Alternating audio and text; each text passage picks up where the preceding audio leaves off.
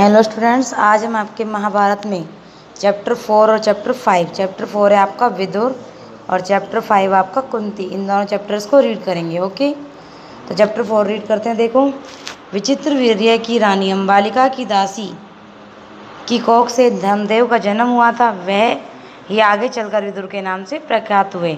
जो विदुर जो थे वो अंबालिका की दासी के पुत्र थे। धर्मशास्त्र तथा राजनीति में उनका ज्ञान अथाह था। वे बड़े निष्प्रय थे, क्रोध उन्हें छू तक नहीं गया था। युवावस्था में ही भीष्म पितामह ने उनके विवेक तथा ज्ञान से प्रभावित होकर उन्हें राजा धृतराष्ट्र का प्रधानमंत्री नियुक्त कर दिया था।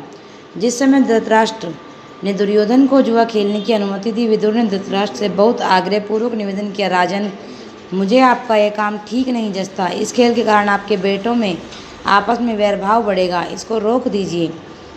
धृतराष्ट्र विदुर की बात से प्रभावित हुए और अपने बेटे दुर्योधन को अकेले में बुलाकर उसे इस कुचाल से रोकने का प्रयत्न किया। बड़े प्रेम के साथ वे बोले, गांधारी के लाल, विदुर बड़ा बुद्धिमानी है और हमेशा हमारा भला चाहता आया है। उसका कहा मानने में ही हमारी भलाई है। बस जुआ खेलने का विचार छोड़ दो। विदुर कहता है कि उससे विरोध बहुत बढ़ेगा और वह राज्य के नाश का कारण हो जाएगा। छोड़ दो इस विचार को। धृतराष्ट्र ने अपने बेटे को सही रास्ते पर लाने का प्रयत्न किया, किंतु दुर्योधन ने माना। वृद्ध धृतराष्ट्र अपने बेटे से बहुत स्नेह करते थे। अपनी इस कमजोरी के कारण उसका अनुरोध वह टाल न सके और युधिष्ठिर को जुआ खेलने का न्योता भेजना ही पड़ा। धृतराष्ट्र पर बस न चला तो विदुर युधिष्ठिर के पास गए, उनको जुआ खेलने को जाने से रोकने का प्रयत्न किया। युधिष्ठिर ने विदुर को सब बातें ध्यानपूर्वक सुनी और बड़े आदर के साथ बोले, चाचा जी, मैं ये सब मानता हूँ, पर जब काका धृतराष्ट्र बुलाएं तो मैं कैसे इनकार करूँ। युद्ध या खेल के लिए बुलाए जाने पर न जाना क्षत्रिय का धर्म तो नहीं है। कहकर युधिष्ठिर क्षत्रिय कुल की मर्यादा रखने के लिए वह जुआ खेलने गए। ठीक है, अब है चैप्टर 5 आपका कुंती। यदुवंश के प्रसिद्ध राजा सूरसेन श्री कृष्ण के पितामह थे। इनके प्रथा नाम की कन्या थी। उसके रूप और गुणों की कीर्ति दूर दूर तक फैली हुई थी। सूरसेन के फुफेरे भाई कुंती भोज के कोई संतान न थी। सूरसेन ने कुंती भोज को वचन दिया था कि उसकी जो पहली संतान होगी उसे कुंती भोज को गोद दे देंगे। उसी के अनुसार सूरसेन ने कुंती भोज को प्रथा गोद दे दी।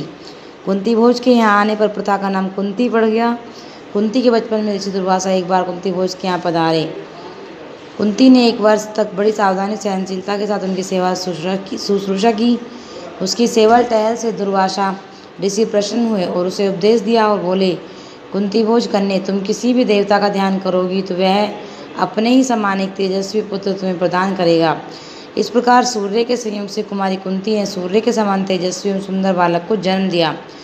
जन्मजात कवच और कुंडलों से शोभित वही बालक आगे चलकर शस्त्रधारियों में श्रेष्ठ कर्ण के नाम से विख्यात हुआ। क्या नाम रखा गया उसका? कर्ण। लेकिन अब कुंती को लोक निंदा का डर हुआ। उसने बच्चे को छोड़ देना ही उचित समझा। इसलिए बच्चे को एक पेटी में बड़ी सावधानी के साथ बंद करके उसे गंगा की धारा में बहा दिया। बहुत आगे जाकर अधिरथ नाम के एक सारथी की नज़र उस पर पड़ी। उसने पेटी निकाली और खोलकर देखा तो उसमें एक सुंदर बच्चा सोता हुआ मिला। अधिरथ निसंतान था। बालक को पाकर वह बड़ा प्रसन्न हुआ। सूर्यपुत्र कर्ण इस तरह एक सारथी के घर पलने लगा। इधर कुंती विवाह के योग्य हुई। राजा कुंती भोज से ने उसका स्वयंवर रचा। उससे विवाह करने की इच्छा से देश विदेश के अनेक राजकुमार स्वयंवर में आए। हस्तिनापुर के राजा पांडु भी स्वयंवर में शरीक हुए थे। कुंती ने उन्हीं गले में वरमाला डाल दी। महाराज पांडु का कुंती से ब्याह हो गए और वह कुंती सहित हस्तिनापुर लौट आए। उन दिनों राजवंशों में एक से एक अधिक ब्याह करने की प्रथा प्रचलित थी। इसी रिवाज के अनुसार पितामह भीष्म की सलाह से महाराज पांडु ने मद्रास की कन्या माद्री से भी ब्याह कर लिया। एक दिन महाराज पांडु वन में शिकार खेलने गए। वहाँ जंगल में हिरण के रूप में एक ऋषि दंपत्ति भी विहार कर रहे थे। पांडु ने अपने तीर से हिरण को मार गिराया। उनको यह पता नहीं था कि ये ऋषि दंपत्ति हैं। ऋषि ने मरते मरते पांडु को श्राप दिया।